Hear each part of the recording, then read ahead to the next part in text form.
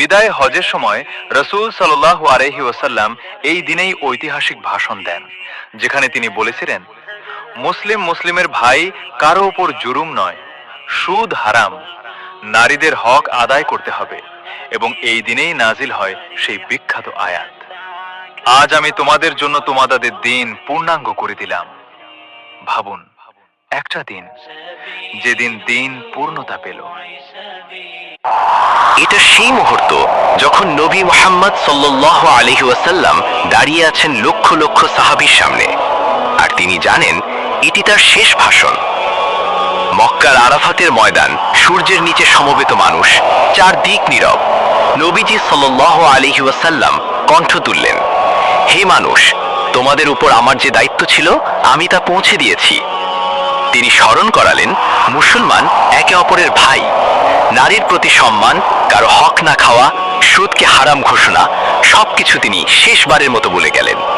তিনি আঙ্গুল তুললেন আকাশের দিকে, হে আল্লাহ, তুমি কি সাক্ষী আমি পৌঁছে দিয়েছি? আর জনতা একসাথে বলল, হ্যাঁ, আমরা সাক্ষী। বিদায় হজের ভাষণ কেবল ইতিহাস নয়, এটা আমাদের জন্য চিরন্তন নির্দেশনা, যেন আমরা দুনিয়ায় ন্যায়, দয়া আর ভ্রাতৃত্বকে আঁকড়ে ধরি। এমন অনুপ্রেরণামূলক গল্প জানতে আজই আমাদের চ্যানেলটি সাবস্ক্রাইব করুন, ইনশাআল্লাহ। হে মানুষ, মনোযোগ সহকারে শোনো। হয়তো এই বছরটির পর আমি আর কখনো তোমাদের মাঝে থাকব না। যিনি পরম করুণাময়, যিনি পরম কল্যাণময়, সেই আল্লাহর নামে শুরু করছি। প্রিয় বন্ধুরা, আজকের এই দিনে 1400 বছর আগে তপ্ত আরাফার ময়দানে খোলা আকাশের নিচে এক মহান মানুষ দাঁড়িয়েছিলেন। একজন মানুষ যিনি রাতভর তার উম্মতের জন্য কান্না করেছেন, যাকে একটা সময় মক্কাবাসী পাগল বলেছিল, মিথ্যাবাদী বলেছিল, যাকে পাথর মারা হয়েছিল, আজ তিনি দাঁড়িয়েছেন বিজয়ী হয়ে। না তলোয়ার নিয়ে নয়, বরং করুণা নিয়ে। তিনি ছিলেন নবী মুহাম্মদ সাল্লাল্লাহু আলাইহি ওয়াসাল্লাম। এটাই ছিল তার বিদায় হজের ভাষণ, তার শেষ খুতবা, আমাদের জন্য রেখে যাওয়া শেষ উপদেশ। হে মানুষ, মনোযোগ সহকারে শোনো। হয়তো এই বছরটির পর আমি আর কখনো তোমাদের মাঝে থাকবো না। তিনি জানতেন এটি হবে তার শেষ বার্তা। তাই তিনি বললেন হৃদয়ের গভীর থেকে, চোখ ভরা অশ্রুতে, তোমাদের এই মাস, এই দিন, এই শহর যেভাবে পবিত্র, তেমনি তোমাদের রক্ত, সম্পদ ও সম্মানও একে অপরের জন্য পবিত্র। তিনি সব অন্যায় বন্ধ করলেন, সুদ নিষিদ্ধ ঘোষণা করলেন, গোত্রীয় প্রতিশোধের চক্র ভেঙে দিলেন। জাহিলিয়াতের যুগের সমস্ত রক্তপাত আমি মাফ করে দিলাম, সুদের সব লেনদেন বাতিল। রাসূলুল্লাহ সাল্লাল্লাহু আলাইহি ওয়াসাল্লামের জীবনের শেষ ভাষণ ছিল হজের সময় আরাফাত ময়দানে। এটি ছিল একটি অবিস্মরণীয় উপদেশ যা মানবতার জন্য চিরন্তন দিক নির্দেশনা দেয়।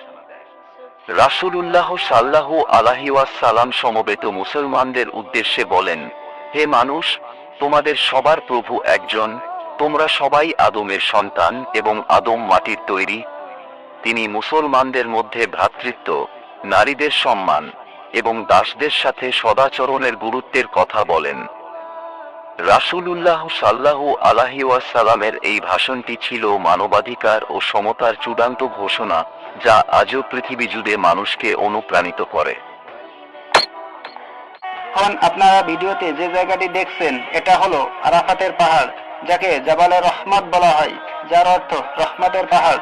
আল্লাহ তাআলা আদম আলাইহিস সালামকে এই স্থানে ক্ষমা করে দিয়েছিলেন। আদম আলাইহিস সালামের বিবি হাওয়া জান্নাত থেকে বেরিয়ে বহু বছর পর এই স্থানে মিলিত হয়েছিলেন। এই পাহাড়টি সৌদি আরবের মক্কা শহরে অবস্থিত, আর এর ঠিক সামনের পাহাড়ের চূড়ায় প্রিয় নবী হযরত মুহাম্মদ সাল্লাল্লাহু আলাইহি সাল্লাম 1,40,000 মানুষের সামনে দাঁড়িয়ে বিদায় হজের শেষ ভাষণ দিয়েছিলেন। মাশাআল্লাহ। لبيك اللهم لبيك لبيك لا شريك لك لبيك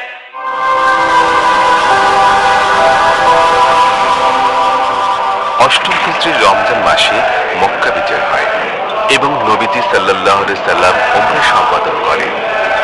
দশম হিজরিতে রাসূলুল্লাহ সাল্লাল্লাহু আলাইহি সাল্লাম প্রায় 100 লাখ সাহাবীকে সঙ্গে নিয়ে হজ সম্পাদন করেন। এই হজই নবীজি সাল্লাল্লাহু আলাইহি সাল্লামের জীবনে একমাত্র হজ। এটি প্রথম হজ ও শেষ হজ। এর 83 দিন পর 12 রবিউল আউয়াল তিনি ইন্তেকাল করেন। এই কারণে এই হজ ইতিহাসে বিদায় হজ নামে প্রসিদ্ধ।